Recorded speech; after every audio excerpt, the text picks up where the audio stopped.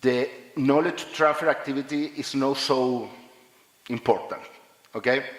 That for many reasons. First, because until now it's easier and cheaper export stone than export technology, you know? Of course, it's a short-term vision. But when we talk about short-term in mining, probably it's 10 or 20 years. You know, that is the short-term for mining sector, because in the mining sector have planned for 2050, 2080, you know. So the reserve are for 2100 probably. So that is a problem. The second one is, in order to adapt or adopt technology or develop new technology, it's need a high investment, because you need to transform sometimes all the process. And in this way, sometimes you need to stop the producing process in order to change it.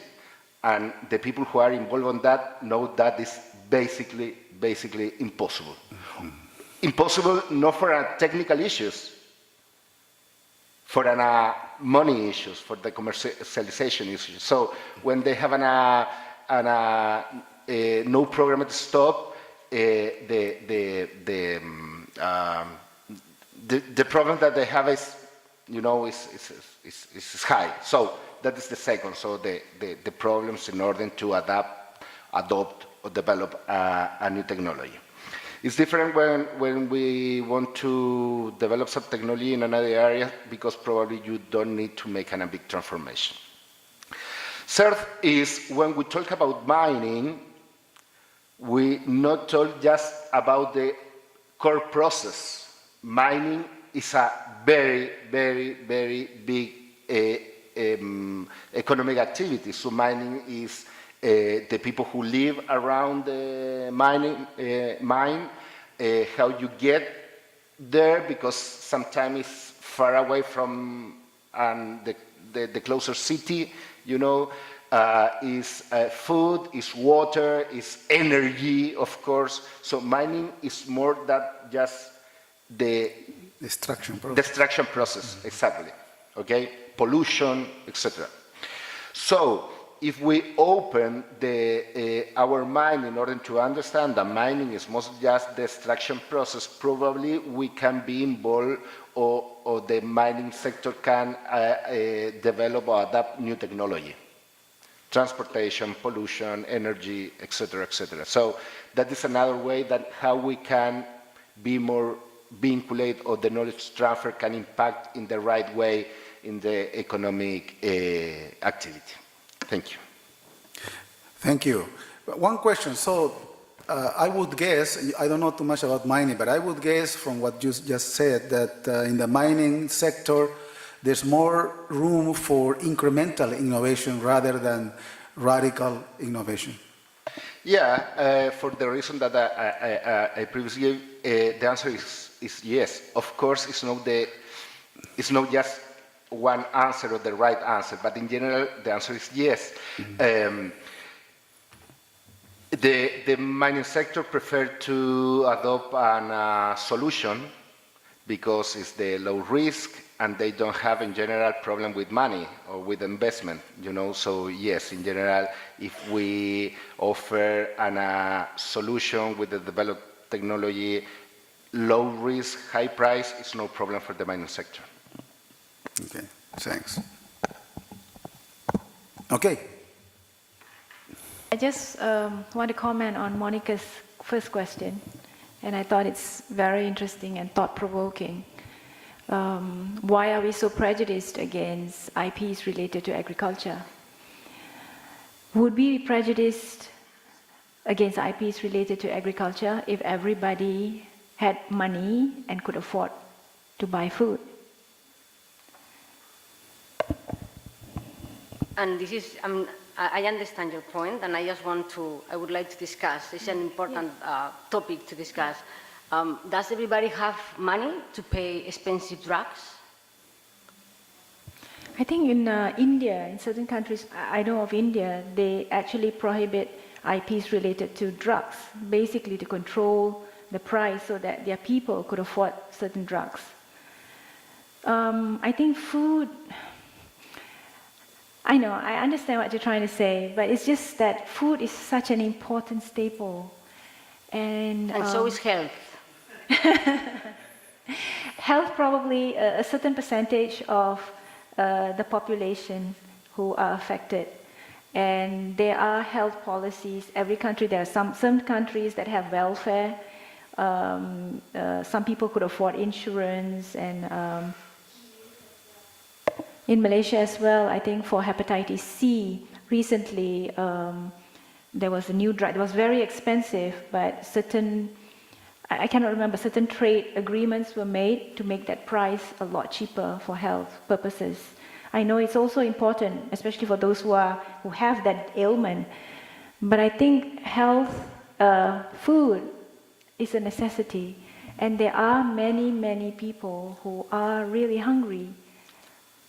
So I totally agree. And I also think that there is a misunderstanding about using intellectual property in agriculture. And if there is a new variety, and we are focusing in new varieties, and again, ag research is a lot bigger than just new varieties, which are very important. But for the sake of discussing about protecting new varieties with IP, the whole purpose of using intellectual property is to incentivize research and promote innovation and create new technologies that can make a better living for society. And this is the same. If a breeder, whether it's a research institution or a private company, has an incentive to actually improve a variety, to be able to protect it and sell it, then there's going to be plenty of new varieties. However, not everybody needs to buy the new variety. If there is a small farmer that is growing a crop, a staple crop, for the past 10 years, and is happy with that variety because it's giving the right yield, and he knows or she knows how to grow it, the person doesn't need to buy new seeds. It's just an option.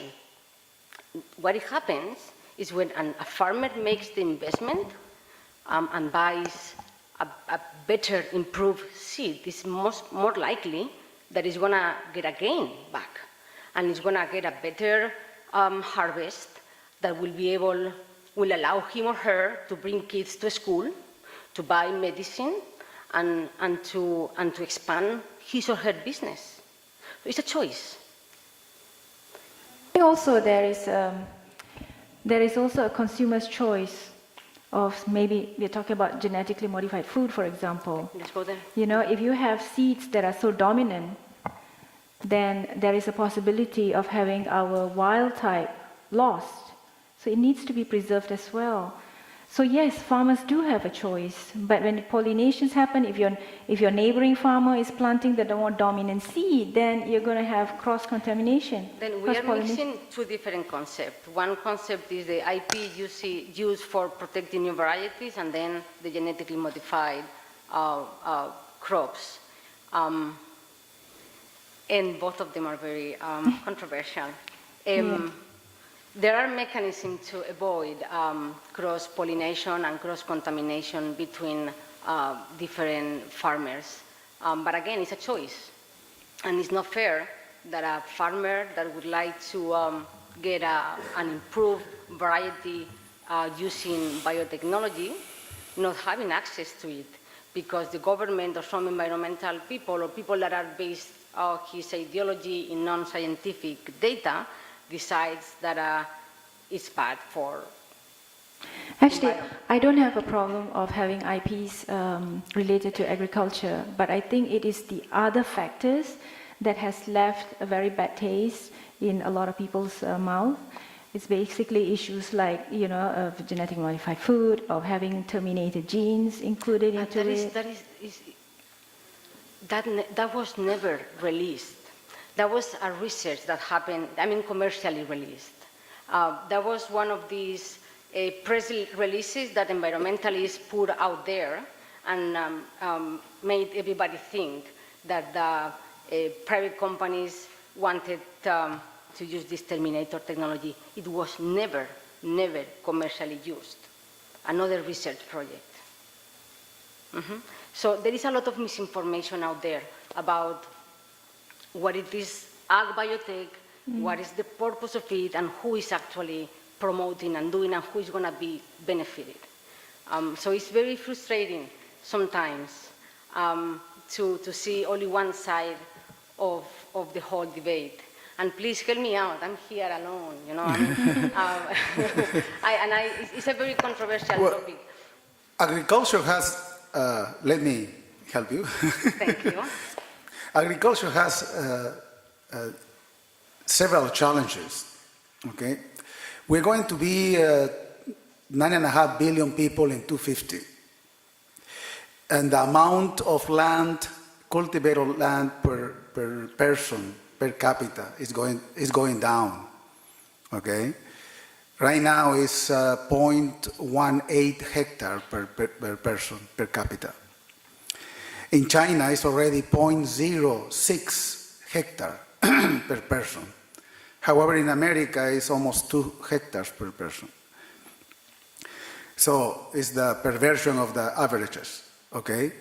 But, and arable land is disappearing because of climate change, UV, for example, because of the ozone layer, is decreasing the yield of Russian wheat already by 10,